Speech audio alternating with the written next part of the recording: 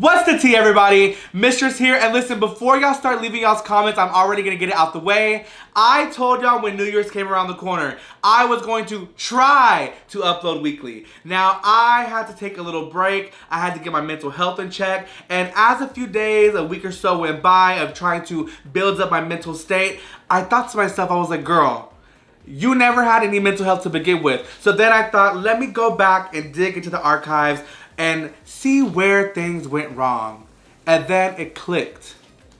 I'm cleaning my drag room with my assistant, and all of a sudden, I come across this nasty, ratted up, disgusting piece of history.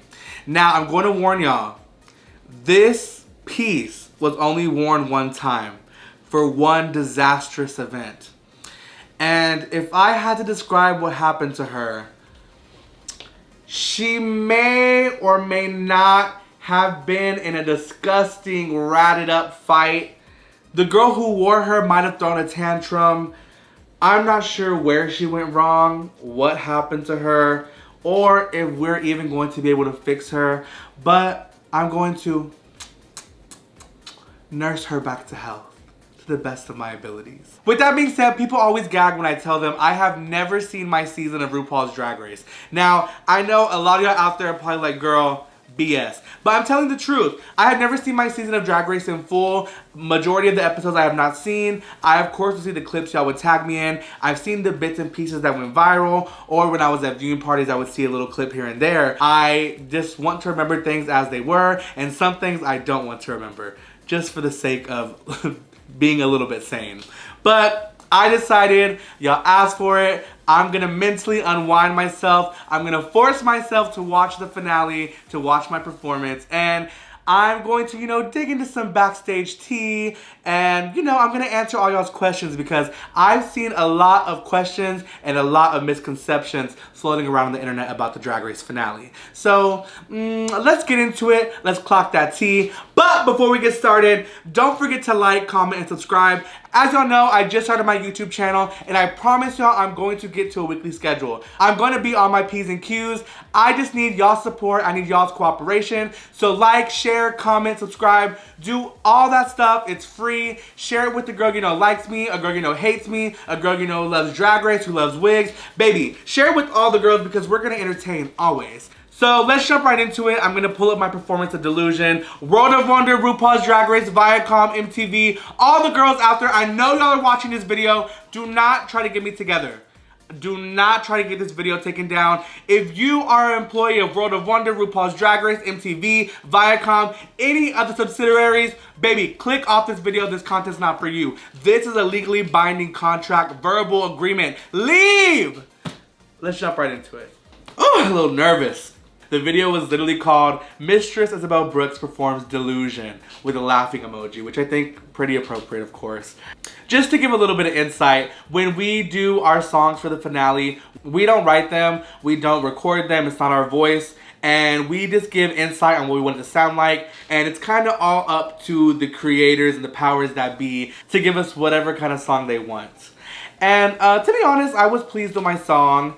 I thought it was funny. I thought it was exactly what I was going for. We give them a lot of inspiration for what we want to do, and Leland puts the song together, which he's an amazing artist. All the top 4 songs were beautifully produced, and I think that we were all on an even playing field. For the performance, we only get a few days to get it together to learn the lyrics, and we only get one session to learn it with all of our dancers and our choreographer, and I want to say it was one session, and I think the session was only an hour and a half long, if even that, to literally do whatever that Miguel had planned for us to do. So it was definitely a challenge getting there. People are always gagged when I say I haven't seen my season, and it's not because I have any ill feeling or ill will towards anything. It's because I want to remember it as it happened to me, because I'm not one of the girls to blame it on the edit. I think the show does an accurate job at portraying all the girls. Anyone who complains about the edit they get, baby, you gave them the material. That's exactly what you were given. So I think that Drag Race, World of Wonder, MTV, all the powers that be do a great job at representing the queens. I think for the most part things are accurate. Of course, there's sometimes just like, it's a little bit more dramatic for TV and theatrical purposes, of course. At the end of the day, we're drag queens. But I'm very grateful to be a part of the Drag Race family and all that stuff, but sometimes there is stunts and shenanigans. But that's anything in the drag world, whether it's a pageant, a contest, people are always going to feel like if they didn't win, someone's gonna be mad. You know what I mean? So I'm gonna stop rambling. I'm kind of dreading it. I don't want to watch it because I find it so cringe to even like think about this night. But let's just get into it. I'm gonna try to relive in that moment exactly what I was thinking. So right before I went out on stage, we had to reblock some of our number because there was an injury with the dancer, unfortunately. And it got to the point where they did not want to complete the rest of my number because we had some tricks planned in my number where they were gonna lift me and they were gonna drop me in a split in the air, and it was just a lot of components that they didn't feel safe with doing because we were missing a dancer and didn't have a swing. So I was like, girl, this is a moment we planned an entire year for. We've built up to this moment in our whole entire drag career, and it all boils down to this one night that we practiced and focused on, and we had our mindset on exactly what we were doing. So baby, I don't care who did what to who, what's the tea. Y'all, these grown men better lift my fat ass in this split. I understand if you don't want to drop me, baby. We're not trying to break no more ankles. I'm not trying to injure anyone or cause a massive earthquake, but y'all are going to get this leg in the air, baby. So y'all going to lift me in that split and we're going to jump right into it. So right before I went out, I had to shred everyone. I was like, girl, we are doing exactly what we practiced. Because at the end of the day, if we're not doing what I came here to do, then what is this? Then we all need to proceed. We all need to be given the green light. Because in my opinion, it is so unfair for any pageant, competition, whatever, what have you. If you plan something, that whatever you plan in practice is what needs to be provided and what needs to be executed. I'm already stressed out. It's competition mode, and you're coming to me 10 minutes before my number saying it has to be restaged and we're taking parts out. No ma'am, we're doing exactly what we planned. So right before I went out, I'm looking at the LED screen. I'm like, girl, it's now or never. Do not let the girl shake you. You are that girl. You are the heavyweight champ. You are Mistress Isabelle Brooks. I'm gonna give them what they want. I'm gonna give them what they need. I'm gonna give them what they didn't expect. So my mindset right now is like now or never. Outfit kind of sickening. The hair was sickening. Painted. Split in the air while missing a dancer. Clock that tea. So my initial thoughts after watching my finale performance, I feel like this is not to step on anyone's toes. This is not to change how anything went. Anyone, everybody deserving, awesome. But I'm not here to bullshit. I'm here to clock the tea. After watching my performance, I feel like if this was a drag pageant, baby, 10s across the board. Because it was clean, it was entertaining, it had a beginning, middle, and end, and it gave exactly what it needed to give. The costume, the hair, everything was beautiful, and I did all of this with a bunch of backstage shenanigans happening right before. And for those of you who know, if you know, you know, I'm not gonna dive too deep because, baby, the phone will be ringing off the hook. If you're a fan of Drag Race T, and I know all y'all girls are on Reddit, YouTube, Twitter, everyone has seen the spoilers and some leaks from people who were there in the audience. There was a dancer who was injured right before my performance, right before Lux's performance. And right before we all went out for the finale, we all had to scramble to replant and rework all of our talent. And if you look at my face when I go out, right when I'm about to perform, I'm kind of in like survival mode because it's like, you just have to go out and do what it's going to give. And for me to be lifted in the split, it was going to take all the dancers to make sure that it was executed safely and properly. And right before my number, it got to the point where they didn't want to do it because they didn't want to risk injuring someone else because we were short one person. And it got to the point where I was like, girl, I'm not going to sacrifice my number or what we had already planned because of the actions of someone else and whatever, what have you, whatever led to it. So I think we did a great job of meeting in the middle. There was more to my performance and it did kind of psych me out. But at the end of the day, I am a natural entertainer and I did what needed to be done. They got me in the air. I think it looked so sickening from the front. The girls went crazy, as they should. But I think it was a little bit of shade in the editing for overall. But I also understand because at the end of the day, it's their job to put together a TV show. You have to justify the placements and what went wrong, what happened. And I am not the girl to blame it on the edit. But in my mind, I had a perfect score with my interview with Ru. I had a perfect score in talent despite all the shenanigans and whatever was happening. I looked good, I looked the part, song was great. So in my mind, it doesn't make sense for me not to be in the top. So watching this back, of course, there's always things we can improve on. But for something that we had last minute with a lot of last minute changes that we have no time at all to think, just to do, baby, I was the cure and still am the cure for the drag delusion. But, you know, with that being said, I'm very proud of myself and very proud of my time on Drag Race. Like I said earlier, no shade to anyone. I love being a part of the Drag Race family. I love all my girls over at Road of Wonder, Drag Race, MTV. Everyone, baby, we had a great season. We made great TV. But, you know, some of us really, really put our hopes and dreams on the line, and it means a lot to us. Not just to win RuPaul's Drag Race, but to carry on the legacy and be that girl. And when something doesn't add up in your head, you know, when they poke the beast, when they play, things like this happen. Now that I have relived that moment in time, I think that it's time to fix this wig that was destroyed in a little fight or a tantrum. You know, different people will call it different things. For me, I'm going to say the girl who wore this wig, she was clocked out. She finished her shift and was ready to hit it. I'm sure we could ask her what happened, but for me, I'm not here to question anyone. I'm just here to fix her up. Now, before I get into it, hairstyling is some serious business. So I'm going to throw up all my luscious locks and I'm going to get my hair out the way just so she don't get chopped and teased and hairspray down. So we're back. I'm ready to...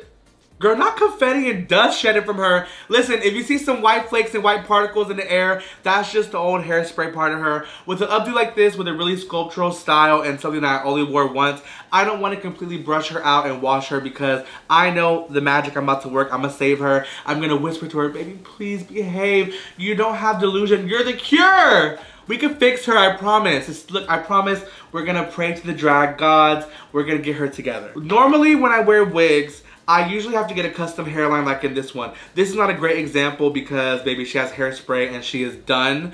But I have to get a custom hairline to hide my edges and to make sure the wig fits my head. And I have a multitude of people who do it, but before I was on Drag Race, I used to always ventilate my own wigs, which is literally taking the lace and tying the hairs one at a time. I'm gonna start with this wig by fixing the back. So what I'm gonna do is section off this front part, put it to the side, and if you look at the style, especially if you're not a drag hairstylist, for my girls out there who want to know if you can save a wig, all you have to do is look at it, and if the hair is not too rough or when you start brushing it, it's gonna frizz up and mat up, it's still good. Like for instance, with this updo, this has what's called like a rat or like a base. So when I lift up all the hair that's smoothed over, the person who made this hair, they basically put all the interior, all the teasing, it's confined into the net, and all they do is smooth the hair over it. So it's not, I'm making it sound very easy. It's not that easy. If you're not an experienced hairstylist,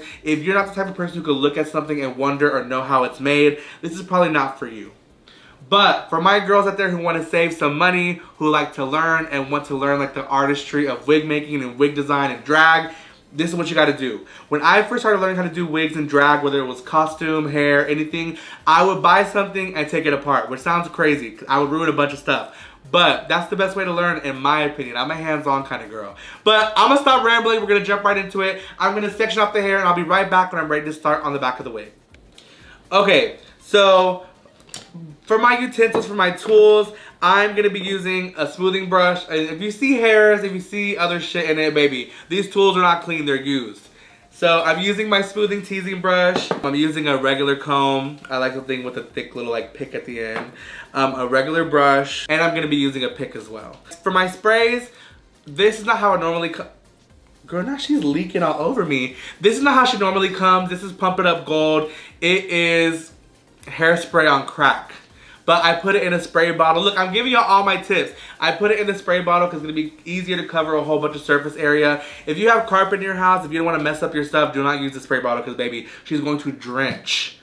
Then, of course, I finish it off with Got To Be. A lot of people make the mistake of styling with Got To Be, and Got To Be is kind of a finishing spray, not really something that's workable, in my opinion.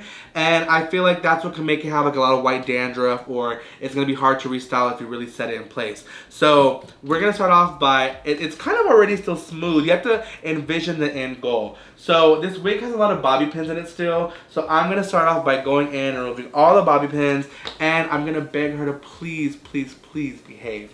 So, as you can see, it's kind of like a page boy style, where you want this part to go in, have like a little indentation, and a little roll underneath. So, we're going to try our best to fix it and re-achieve that style. So, I'm going to start off by combing her out and begging her to behave.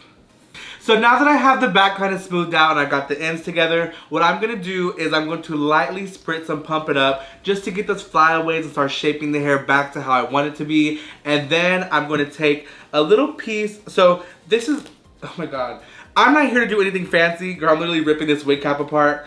You can use a number of things, a piece of string, a shoelace, but what I'm going to do is take this piece of the wig cap, that's literally the part that wraps around your head with the wig cap. I'm going to take this part, oh my god, if you see stuff all over me, that's how you know we're in the drag workshop. So I'm going to take this little piece of wig cap I bought, and after I spray the hairspray to smooth her out, all these little flyaways, I'm going to spray, I'm going to take the wig cap, stretch it, and we're going to smooth it out. When I get to the part where I want my indentation, I'm going to push her in, take some pins, and we're going to really push her in. That way she'll have the indentation. You don't want to use clips because it's going to leave gaps between the clips. You want to use something like a shoestring or anything. You baby, pick up some trash and put it around. So I'm going to smooth her out, we're going to put the indentation, and then we'll move on to the rolling part. Then we'll, why did I say it like that? The rolling parts. Then we'll move on to the rolling part and make a beautiful little tuck. Also, when you're using Pump It Up and wet hairsprays, sometimes it's better to not use the comb because the teeth are going to make little indentions when the hair is wet. That's why you can switch between a pick if you need to get something out, because you want it to move as one solid piece. That's why when you're doing an updo or a style like this, you need to have a lot of teasing, that way the wig has a lot of structure in it. As you can see, I did a little trick by taking a piece of that wig cap and I smoothed her over, put her together with some pins. Now, just to get rid of these little indentions, because I like to have my hair looking very perfect, I'm going to take my pick. We're going to get rid of some of those little indentions, covering some of that teasing that just keeps all that structural integrity. And we're going to get her right on together, making sure she looks flawless. Now the trick is, you want to smooth all this hair. Make sure you have enough hair to cover all that teasing, and make sure you leave enough hair to hide all the bump and all the craziness. Now all I'm going to do is take that hair, slick it over, put it under, get some big bobby pins. Baby, we're using drag queen jumbo pins. Not little bobby pins, not little girl bobby pins. We're using big drag queen jumbo pins. Now you're going to want to just take that pin and get that right underneath. Roll her under, and we're going to pin this hair, smooth it out, and put it right under all that teasing. You smooth the hair over, and we're going to take under all that teasing, we're going to pin. And listen, the thing is, don't waste your time trying to make this underneath part super perfect. As long as it's having the hold you need, you're going to cross pin the bobby pins. Who cares what it looks like? They're not going to see underneath your nape. This is so big and bulbous and voluptuous, the underneath doesn't matter. Drag's always going to look a mess under. We're just literally taking the beauty and hiding all the imperfection.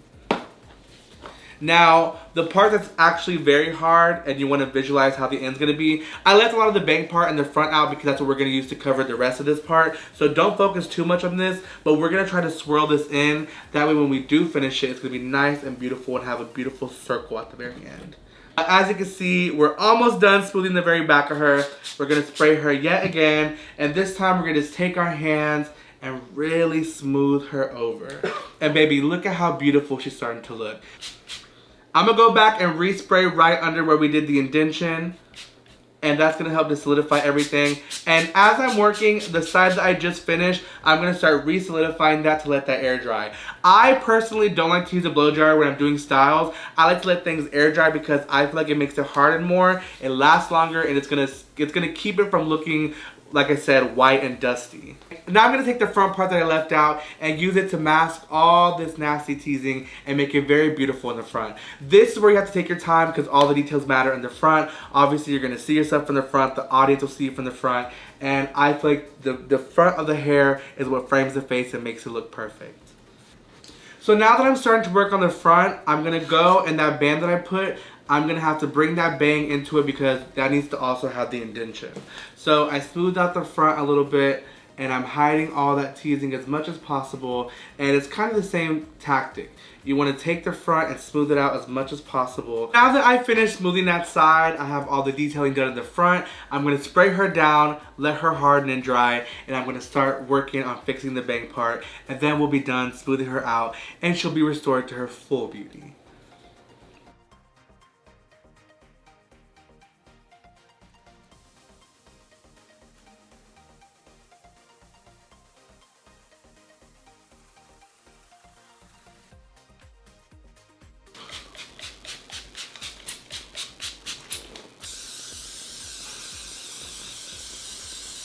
And just like that, we successfully fixed my finale wig. I had to whisper to her, I had to ask her to behave, and she surely did. She was a great champ. And you have to put a lot of love into whatever you do. I'm gonna give you a little 360 view of the magic we worked today. Don't look too close, but look close.